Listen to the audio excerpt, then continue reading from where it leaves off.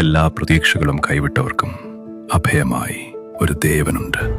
നീലപ്പട്ടുടുത്ത ഒരു ബാലസ്വരൂപൻ, നിന്നെ കൈപിടിച്ചുയർത്താൻ വടിച്ചിലമ്പിന്റെ ആരവത്തോടെ വരുന്നവൻ വിഷ്ണുമായ. ചാത്തനാരെന്ന് ചൊല്ലി പല കഥകളുണ്ട്. തന്റെ ജന്മരഹസ്യം തേടി കൈലാസത്തിലേക്ക് തിരിച്ച കൂളിവാകാസുതൻ്റേത്. കാളക്കാട്ടിലത്തെ രക്തച്ചൊരിച്ചിലിൽ ഉയർന്നു വന്ന 390 ചാത്തന്മാരുടേത്.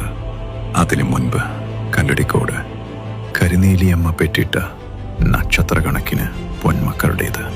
എന്നാൽ എല്ലാ കഥകൾക്കുമപ്പുറം ആരാണ് ചാത്തൻ? സാക്ഷാൽ ചിത് സ്വരൂപൻ. നിങ്ങളുടെ ചിന്തകളുടെ, സങ്കല്പങ്ങളുടെ, അവയെ യാഥാർത്ഥ്യമാക്കി മാറ്റുന്ന നിങ്ങളുടെ ആന്തരിക ശക്തി തന്നെയാണവൻ. ഈ ലോകം മുഴുവൻ വിഷ്ണുവായ മായയാണെങ്കിൽ ആ മായയുടെ ചാലക ശക്തിയാണ് വിഷ്ണുമായ എന്ന് കണ്ടറിഞ്ഞ ആരോ നമുക്കത് കണ്ടെത്താൻ എഴുതി ചേർത്തതാകാം അക്കഥ.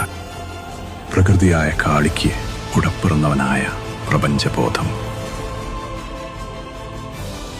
നീ തകരുന്ന നിമിഷം നിന്നെ തിരിച്ചു കയറാൻ കെൽപ്പ് നൽകുന്ന നിനക്കുള്ളിലെ സർവശക്തൻ. സർവപരീക്ഷണങ്ങൾക്കുമൊടുവിൽ നിന്റെ മുന്നിൽ പ്രത്യക്ഷനാകുന്ന സത്യസ്വരൂപനാണവൻ. നിന്റെ ചിന്തകൾ സത്യമാണെങ്കിൽ, നിന്റെ ഭക്തി ആത്മാർത്ഥമാണെങ്കിൽ നീ തിരയേണ്ടതില്ല. അവൻ നിന്റെ നിഴലിലുണ്ട്, നിന്റെ ചിത്തത്തിലുണ്ട്, നീ അവൻ്റെ ഇതിലും. ഓം സർവഭൂതാധിപതിയേ നമഃ. ഓം ശിവശക്തി സ്വരൂപായ നമഃ. ഓം സർവലോകവശങ്കരായ നമഃ.